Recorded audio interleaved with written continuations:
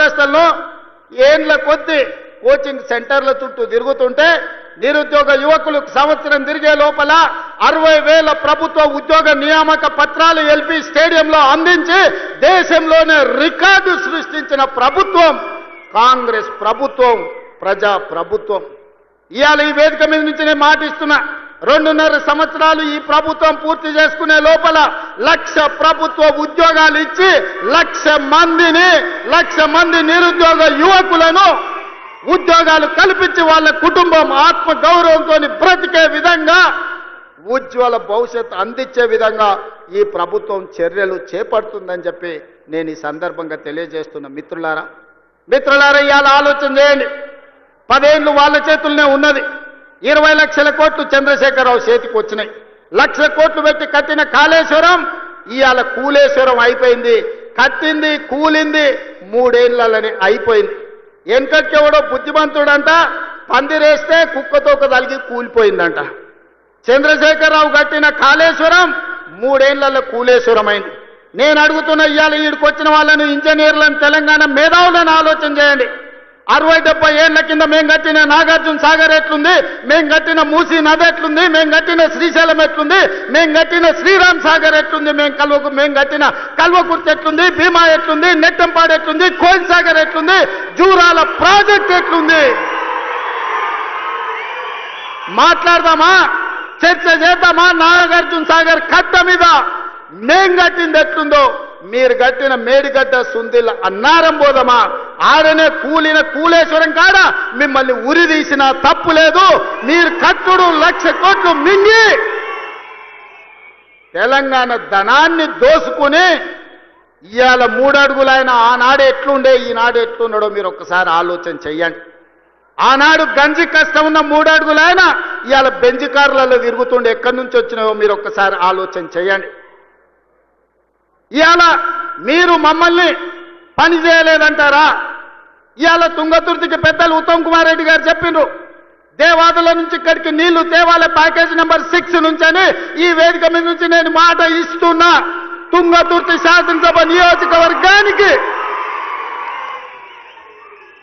దేవాదుల ద్వారా గోదావరి జలాలను తరలించి మీ ప్రాంతాన్ని సస్యశ్యామలం చేసే వరకు మా ప్రభుత్వం విశ్రమించదు. మేము ఖచ్చితంగా పని చేసి చూపిస్తామని నేను ఈరోజు చెప్పదలుచుకున్నా. ధర్మారెడ్డి కాలువ కావచ్చు, పిలాయిపల్లి కాలువ కావచ్చు, బునియాది కాలువ కావచ్చు, SLBC టన్నెల్ కావచ్చు, ఆనాడు మేము మొదలు పెడితే నువ్వు పూర్తి చేయలేకపోయినావు. ఏట్లో రాయి తీయ కూట్లో రాయి తీయలేనోడంట ఏట్లో మునిగి పెద్ద బండరాయి తీస్తాడంట. ఈ మునగాడంట గోదావరి జలాలు తుంగతుర్తికి తెస్తాడంట. 10 ఏళ్ళు మన గడ్డి వీకినవా? ఫామ్ హౌస్ల దొర దగ్గర గాడిద పని చేసినావా అని నేను అడుగుతున్నా. 10 ఏళ్ళలో ఒక్కరోజన్నా ఆలోచన చేసినవా? తులసి వనంలో గంజాయి మొక్కలాక ఆడొక్కడి గెలిచి ఏకలింగం ఏందేందో మాట్లాడుతున్నాడు. ఆ కాంగ్రెస్ పార్టీ కార్యకర్తలారా మీరే చూసుకోండి. ఆ ఏకలింగంను ఇవాళ ఈ నల్గొండ జిల్లా తులసి వనంలో ఒక గంజాయి మొక్క మొలిసింది. పక్కనే వచ్చేసారి కూకటి వేళ్లతో నా గంజాయి మొక్కను బీకే బాధ్యత మీదే అని చెప్పి నేను ఈ సందర్భంగా తెలియజేస్తున్నా. మిత్రులారా, తుంగతుర్తి కాంగ్రెస్ పార్టీ కార్యకర్తల గురించి ఎంతో చెప్పినా తక్కువే. ఆనాడు మందుల శామెల్కు ఢిల్లీ టికెట్ ఇచ్చినప్పుడు, కాంగ్రెస్ పార్టీ ఆశీర్వదించినప్పుడు మందుల శామెల్ నేను అడిగిన పిలిచి ఎంత ఉందని 50 ఉంది సార్ అన్నాడు. మళ్ళీ ఎస్సనగదు ఉంది మందుల శామెల్ దగ్గర బాగానే జమ చేసిండు అనుకున్నా. 50 అంటే అన్నా 50,000 ఉన్నాయి సార్ అన్నాడు. జేబులో 50,000 పెట్టుకొని తుంగతుర్తికి వస్తే 60,000 మెజార్టీతో గెలిపించిన మీ రక్తాన్ని చెమటగా మార్చి సోనియమ్మ ఆశీర్వదించి పంపించిన మందుల శామెల్ జేబుల్లో సోనియమ్మ పెట్టుకొని ఫోటో పెట్టుకొని వస్తే మీరు గుండెల్లో పెట్టి చూసుకొని భుజాల మీద మోసి ఈరోజు 60,000 పైచిలకు మెజార్టీతోని ఇవాళ ఎమ్మెల్యేని చేసిండ్రు. మందుల శామెల్ వాళ్ళందరూ నీ కుటుంబ సభ్యులు, నీ సోదరు, వాళ్ళందరినీ నువ్వు మంచిగా చూసుకోవాలి.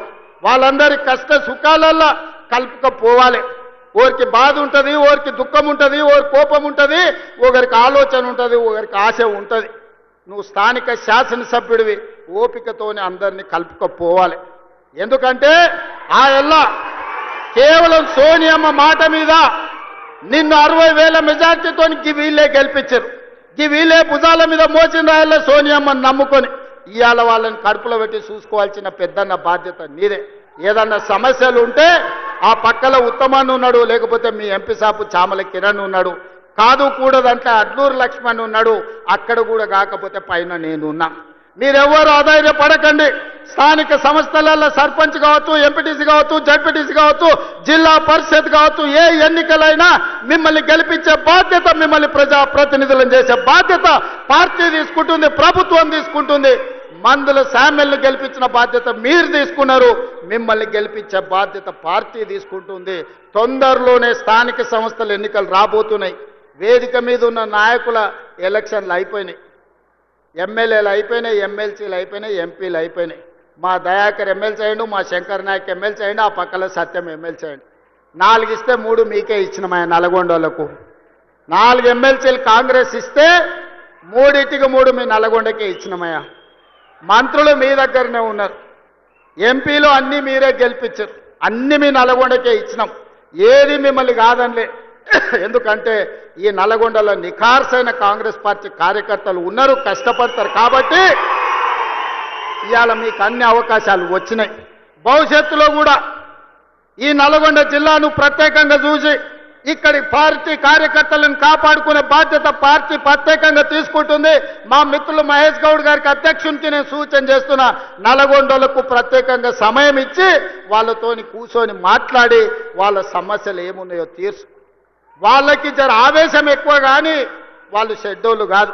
జర కోపం వస్తే దాచుకునే తత్వం నల్గొండ జిల్లాకు లేదు. అందుకే ఈ కార్యకర్తలు గట్టిగా కోపంగా మాట్లాడతారు, కానీ వివరించి చెప్తే అన్నీ వింటారు. నాకు ఆ నమ్మకం, విశ్వాసం ఉంది. చిన్న ఏమన్నా ఉంటే మనం అన్నీ కూడా సర్దిద్దుకొని రాబోయే స్థానిక సంస్థలల్లో ఒక్క గంజాయి మొక్క కూడా మొలవనియొద్దు. ఎందుకంటే మీరు అనుకుంటే ఈ జిల్లాలో బీఆర్ఎస్ అనేది ఉండదు, నేల మట్టం తూడ్చేసే శక్తి మీకున్నది. అందుకే మిత్రులారా, ఇవాళ ఇది ఒక మంచి కార్యక్రమం. ఇక్కడ ఉండే మా అక్కల్ని, మా చెల్లెళ్ళని నేను అడుగుతున్నా, ఇంటికి వెళ్ళండి, ఇంటి ఆయనతో మాట్లాడండి. చెప్తే ఇంటే సరే సరే, లేకపోతే ఆయనకు చెప్పకరి. ఎందుకంటే ఆయన అప్పుడప్పుడు అక్కడిక్కడ చూస్తాడు. సన్నబియ్యం ఇచ్చినమా లేదా ఆలోచన చేయండి, రేషన్ కార్డు వచ్చిందా లేదా ఆలోచన చేయండి, రైతు రుణమాఫీ జరిగిందా లేదా మీరు చూసుకోండి, ఇందిరమ్మ ఇల్లు కట్టుకుంటురా లేదా మీరు ఆలోచన చేయండి, రైతు భరోసా వచ్చిందా లేదా మీరు చూసుకోండి, గ్రామానికి మంచినీళ్ళు వచ్చినాయా లేదా మీరు చూసుకోండి. మీ అన్న, మీ సోదరుడు, మీ తమ్ముడు, మీ రేవంత్ అన్న ఎప్పుడు వచ్చినా మిమ్మల్ని కలుస్తున్నాడా లేదా చూడండి.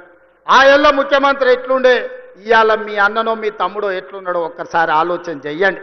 అందుకే ఇవాళ ఎవరు ఎట్లున్నా 10 ఏళ్ళు మనం ఉంటాం. నేను ఈ వేదిక మీద నుంచి ఒక్క మాట స్పష్టంగా చెప్పదలుచుకున్నా, ఆశపడుతున్న వాళ్ళకు ఒంటె పెదాలంట ఊగులాడుకుంటూ ఉంటాయి, కింద నక్క కూర్చొని ఎదురు చూస్తుందంట ఒంటె పదాలు రాళ్ళు పడితే ఎత్తుకొని ఉరుకుదామని. ఇవాళ బీఆర్ఎస్ వాళ్ళు కూడా గట్లనే ఇంకొస్తుంది మాకు అధికారం అని వాళ్ళు ఆలోచన చేస్తారు. 94 నుంచి 2004 2 సార్లు టీడీపీ అధికారంలో ఉంది. 2004 నుంచి 2014 వరకు 2 సార్లు కాంగ్రెస్ పార్టీ వైఎస్ రాజశేఖర రెడ్డి నాయకత్వంలో అధికారంలో ఉంది.